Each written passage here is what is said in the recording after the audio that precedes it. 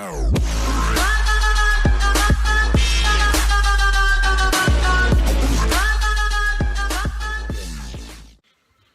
thanks for tuning into the Deadshot Survivalist channel. Today we're going to be overviewing the Ruger Precision Rifle chambered in 6.5. So I did do a quick review of this with my optic and my bipod. The link will be in the description for that if you want to check that out. Today is just going to be a quick overview of the rifle itself without those things. And just some of the specs about it and what I like. So basically I'll get it started. We'll go ahead and do a physical inspection, make sure we're all safe here. And we'll go ahead and get started on this. So it is a 24-inch barrel, and it is at a 1/8 twist rate, so I thought that was pretty awesome. That barrel does make it a little bit heavy. It is coming in at 10 pounds and 15 ounces, so that is pretty heavy to be lugging around. But if you sling it up or if you roll it over the shoulders like I did for 4 hours straight the other day, it isn't too bad. But that's what you get when you want a long-range rifle. So basically, one of the cool things I like about this rifle is very compatible with other parts, AR parts specifically. So like the buttstock, the pistol grip, the safety select, your handguard, all those are interchangeable with AR parts. A lot of people don't know that, so I figured I'd go ahead and give you guys that information because some people don't realize that until they end up buying one. I'll give you the heads up now so that way if you do want to buy one. Aftermarket parts are super easy for it because you can just search through AR parts and you can get the handguards, the buttstocks, pistol grips, safety select. Out of all those, I'd probably only switch out the safety select. I like the buttstock, I like the handguard, I like the pistol grip. I do like the safety select, but I don't like how stiff it is. So that's probably the only thing I'd change on this rifle itself. As far as that goes, it is pretty awesome and it costs about half the price of what you'd be paying normally if you had another long-range rifle. So that's one of the cool features that I really like about it. The rifle itself costs about $1,300 to $1,400 without optic or your bipod. So it is something to look into if you do want to get other parts. That I think that's why they made it so compatible. So it'd be a lot easier for everybody to buy your aftermarket parts. The trigger itself, that's 2¼ pound trigger, and you can adjust it all the way up to the 5 pounds. So I thought that was awesome. I obviously keep mine directly right at the 2¼ so that makes it easier for me. I like light, crisp triggers. I don't like pull, I don't like any of that. I like it to be right there, and this one does an amazing job of that.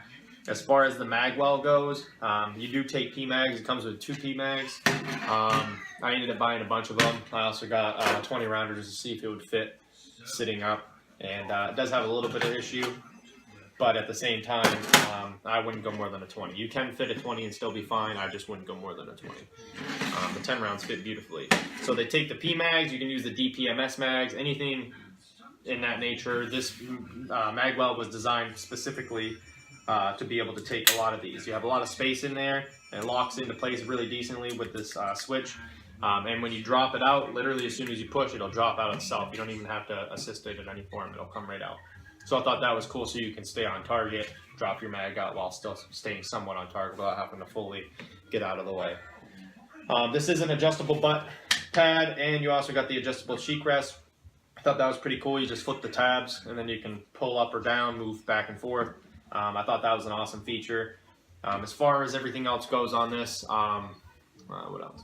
I'm averaging about 0.8 MOA at 100 yards, so I will show a picture of that.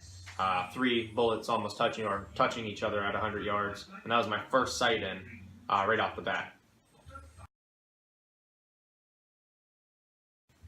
I'm also have a video of me shooting 300 yards at 8-inch steel targets, and that one came out pretty good too. Had no issues. I barely missed at all. I think I missed one time with the user error, but the rest of them straight up hitting it every time.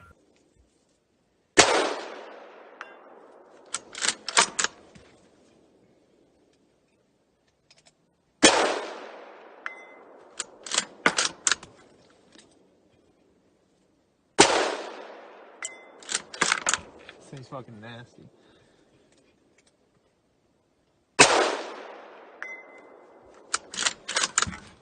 And no issues. I do like this rifle a lot. It is a very accurate rifle, especially straight out the box. It does have a lot of features to it where you can swap everything up at a good price range, and the fact that the maintenance on it is ridiculous. It's so easy. Taking apart the bolt, I would definitely make another video specifically about that. So you can pod your bolt right out, but when you take it apart, it does have this plastic shroud on it.